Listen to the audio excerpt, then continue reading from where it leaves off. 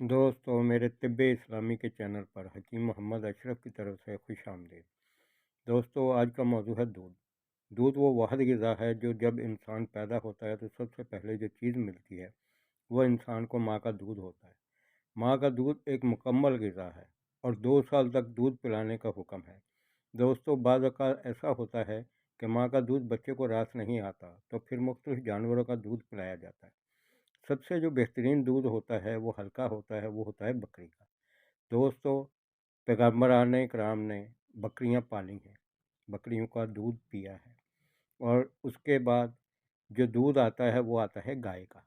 लेकिन गाय का ज़रा भारी होता है और आप सल्लल्लाहु अलैहि वसल्लम ने दूध हयात मुबारका में जो पिया है वो उसमें थोड़ा पानी मिला के पिया है ताकि इतदाल पे हो। दोस्तों, दुनिया में इस वक्त कॉस्मेटिक्स में भी सबसे ज़्यादा जो दूध इस्तेमाल होता है वो बकरी का होता है, क्योंकि ये लाइट है और रंग को गोरा करता है। भेड़ बकरियों का भी इस्तेमाल होता है जो जिसमें चिकनाई होती है। दोस्तों, आजकल बहुत बड़े पैमाने पर इनका इस्तेमाल होता है। माँ का दूध एक बेहतरीन ग़िज़ा है जो आखिरी सांस तक इंसान के बदन में कायम रहता है।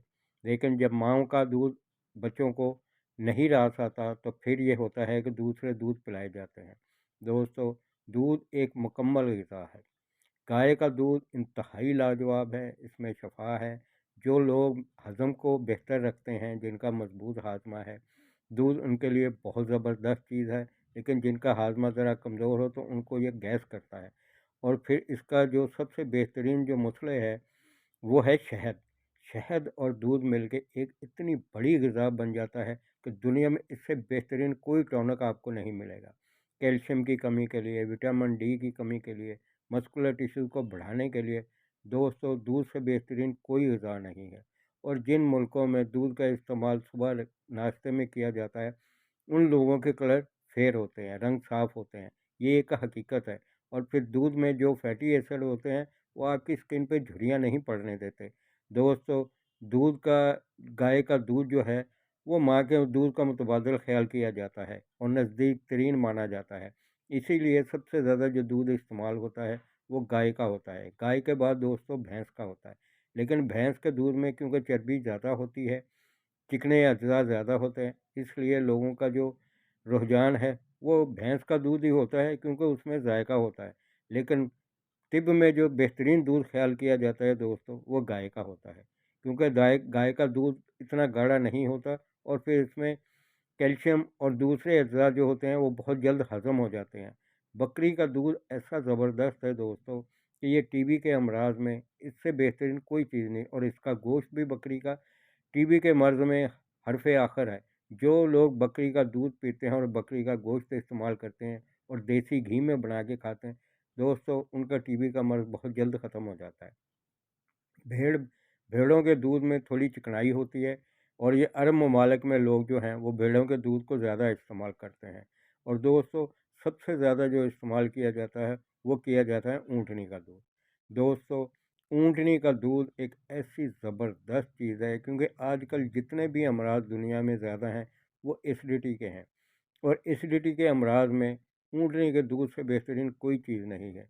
दोस्तों, जिनके जिगर कमज़ोर हो जाते हैं, जिगर में इस्तिस्क़ा हो जाता है, पानी पड़ जाता है, गुर्दों में पानी जो पड़ना शुरू हो जाता है, स्वेलिंग आनी शुरू हो जाती है, दोस्तों उसके लिए ऊँटनी के दूध से बढ़ के कोई भी चीज़ नहीं है। आप अंदाज़ा करें, ये इतनी लाजवाब चीज़ है और इसमें अगर शहद का इस्तेमाल किया जाए तो फिर इससे बेहतरीन कोई चीज़ नहीं है। दोस्तों, मैंने डायलिसिस के मरीज़ों को ऊँटनी का दूध इस्तेमाल कराया है और जिगर के अमराज में ऊँटनी का दूध इस्तेमाल कराने से इंतहाई तेज़ी से रिज़ल्ट आते हैं, क्योंकि इसमें अदरार करने की कैफ़ियत बहुत ज़्यादा है और इसके नमकियात जो होते हैं वो इतने लाइट होते हैं कि बॉडी उसको आराम से हज़म कर लेती है। दोस्तों, दीगर अमराज में दूध नहीं चलता, लेकिन ऊँटनी का दूध हर मर्ज़ में चलता है। ये बहुत ही लाजवाब दूध है, आप इसको ज़रूर इस्तेमाल करें। आजकल गांव देहातों से लोग शहरों में आकर दूध जो है वो बेच रहे होते हैं। दोस्तों, इसका गोश्त भी इंतहाई लाजवाब है। जिगर के अमराज में, मैदे की कमज़ोरी में और दूसरी चीज़ों में ऊँटनी से बेहतर कोई चीज़ नहीं है। अरब में सबसे ज़्यादा जो इस्तेमाल किया जाता है वो ऊँट इस्तेमाल किया जाता है। दोस्तों, आप अंदाज़ा करें गर्म इलाके में भी ऊँट का गोश्त कितना अच्छा काम करता है। लोगों के जहन में बैठ गया है कि ऊँटनी का गोश्त या ऊँटनी का दूध या ऊँट का गोश्त जो होता है वो गर्म होता है। दोस्तों ये गर्म नहीं है, ये गर्म तर होता है, ये मिजाज से मुआफ़क़त रखता है और गंदे जो फुज़लात हैं वो जिस्म से निकालता है। और इसकी सबसे बड़ी खूबी ये है कि ये आराम से हज़म हो जाता है, अपना काम खुद करता है, जिगर को साफ़ करता है। हेपेटाइटिस सी में बहुत लाजवाब ये इलाज है। दोस्तों तिब्ब नबवी से जिनको सनद मिली हो वो मामूली चीज़ नहीं है। दूध को सूरह अन-नमल में ज़िक्र आया है। और जिन लोगों के पाँव पे वर्म होते हैं गुर्दों की वजह से, जिगर की वजह से, आँखों के नीचे वर्म आने शुरू हो जाते हैं, उनके लिए दोस्तों ऊँटनी का दूध इंतहाई लाजवाब है। आप इसका इस्तेमाल ज़रूर करें। मैं इसको बहुत इस्तेमाल कराता हूँ और बहुत मरीज़ों को अल्लाह ने इससे शफ़ा दी है। तो ऊँटनी के दूध की अहमियत को मद्देनज़र ज़रूर रखें और इसके अगर आप चपली कबाब बना के खाएँगे ऊँटनी के गोश्त के, तो इससे बेहतरीन आपको कोई चीज़ नहीं मिलेगी, जायके में भी और फ़ायदे में भी। और सबसे बड़ी बात ये है दोस्तों कि ये मस्कुलर टिश्यूज़ को बहुत बेहतरीन तरीके से बढ़ाता है। दूध जो है आम ग़िज़ा के तौर पे भी भैंस का दूध हो, गाय का दूध हो, दोस्तों जो लोग बहुत मेहनत की वर्जिश करते हैं, बॉडी बिल्डिंग करते हैं, मार्शल आर्ट्स करते हैं, ये बगैर दूध के चल ही नहीं सकता कोई भी इंसान, क्योंकि ये एक मुकम्मल ग़िज़ा है। जो लोग बॉडी बिल्डिंग करते हैं वो वे प्रोटीन के बगैर जिम जॉइन नहीं करते दोस्तों। और अगर मेरा मशवरा ये है कि जिनका हाजमा मजबूत है वो वे प्रोटीन लेने की बजाय अगर वो खालिस दूध का इस्तेमाल करें और उसमें खजूर और शहद वगैरह मिला के इस्तेमाल करें और फिर इसकी रोज़ की रोज़ मिकदार बढ़ाएं, तो दोस्तों इससे बेहतरीन कोई तोहफ़ा नहीं है। दूध मुकम्मल ग़िज़ा है, दूध को ही फाड़ के पनीर बनाया जाता है और उससे जो पानी बचता है दोस्तों उससे वे प्रोटीन बनाया जाता है। और फिर सबसे बड़ी बात यह है कि ये खुद मुकम्मल ग़िज़ा है और आपने जो लेना है वो मशीनों पे ऊपर तैयार किया हुआ फिर आर्टिफिशियल होता है दोस्तों। उसके थोड़े बहुत जिगर पे असरात आते हैं, फिर जिनको डिटॉक्सिफिकेशन करने के लिए बहुत कुछ करना पड़ता है। लेकिन दूध एक ऐसी चीज़ है कि जिनको अगर गैस वगैरह हो रही है तो वो इसमें शहद मिला लें, शहद से बढ़ के फिर इनकी एनर्जी डबल हो जाती है। और सबसे बड़ी बात यह है दोस्तों कि वे प्रोटीन जो है हमारे यहाँ माउलजबन कहते हैं, ये बहुत से तजाबियत वाले अमराज में इस्तेमाल कराया जाता है और उसी को ये ड्राई करके वे प्रोटीन बनती है। कैसीन प्रोटीन जो होती है दोस्तों वो पनीर टाइप का जो मादा रह जाता है पानी के बाद, उसको ड्राई करके उसमें अमाइनो एसिड वगैरह मिला के, विटामिन वगैरह मिला के दोस्तों ये बनाया जाता है। और मेरी नज़र में ये होता है कि जो पनीर है वो खालिस पनीर वो बेहतरीन ग़िज़ा है, प्रोटीन का ख़जाना है। दोस्तों अगर इसके साथ आप अंडे भी इस्तेमाल करते हैं तो फिर आपको प्रोटीन के लिए और किसी चीज़ की ज़रूरत नहीं है। दोस्तों पनीर का इस्तेमाल आप वसल्लम ने एक शादी में जो हुई थी उसमें हलवे के तौर पे इस्तेमाल कराया था। अगर आप खजूर, देसी घी और पनीर का हलवा बनाकर इस्तेमाल करें, ये सुन्नत भी है।